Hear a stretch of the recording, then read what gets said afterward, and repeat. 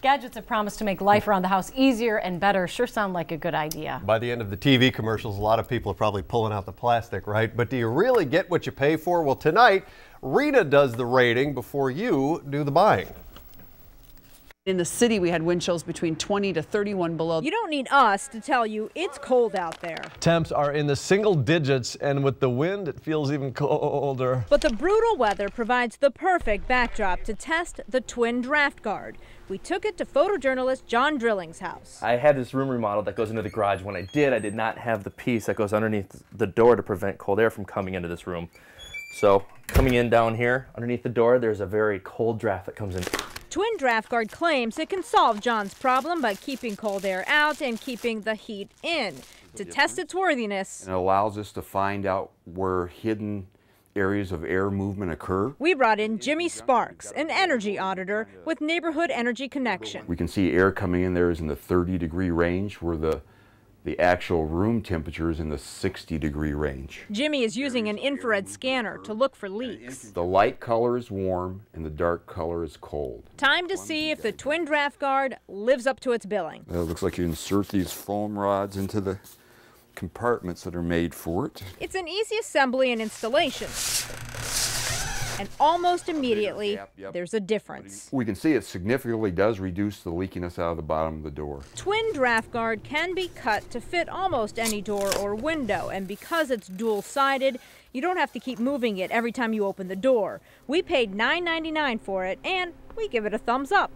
All right, this one's called Bottletop, and it's actually a fairly inexpensive product, just $7.99. The Bottletop pops on your pop can and claims to stop spills and keep drinks carbonated longer. We bought a can out of the vending machine and set off into the newsroom to try it out. Kim Minsley, who is anything but clumsy, helped us test the spill factor. Oh, my desk is a mess. Oh, no. Oh, I knocked it over. Just like it said, no spills, but we had Kim try it again. Oh, no, I spilled it. Oh, geez, it did spill. Kim was still a fan. My daughter actually wanted these for Christmas last year, my younger daughter, and she got them, and yeah, they do work. They're kind of a pain to pull off, but once you wrestle it on, it does work, yeah. There you go. Who knew? Okay, let's test the carbonation factor. We got ourselves a new can of pop here. We put on a new bottle top and put it in the refrigerator. Okay, come here. You have to check out the Care 11 refrigerator first. I have no idea where to even put this thing. 24 hours later. Let's check and see if our bottle top kept our drink carbonated. All right, so it appears carbonated when you pour it into the glass, but when you taste it, the pop is actually kind of flat. To be fair, 24 hours is a long time, but then there's that thing that Kim mentioned. Oh. At $7.99, the bottle tops are colorful and kitschy, and kids might find them fun, so we give them a eh. We spoke to the company's CEO by phone, who said the product is a great value, and to remember, not all cans are created equal. We actually experimented with that quite a bit, trying to get just the right top that would fit on most can tops. And every once in a while, you do get one that leaks. Next up, the patented triple combo cooking power of the NuWave Oven. The NuWave Oven claims to cook foods up to 50% faster and use up to 85% less energy.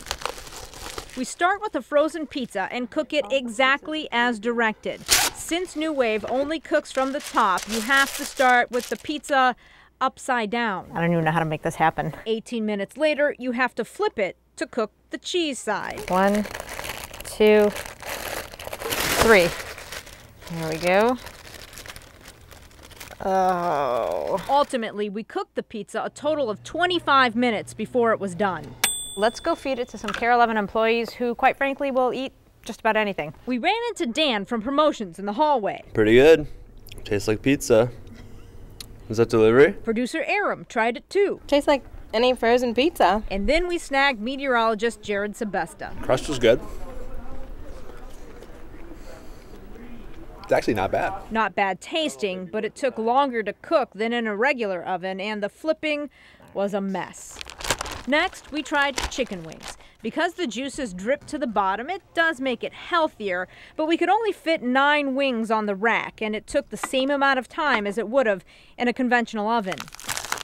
NuWave Oven claims it could cook a 10-pound turkey from frozen solid to perfectly roasted in 2.5 hours. We cooked our 9.5-pound turkey exactly as directed.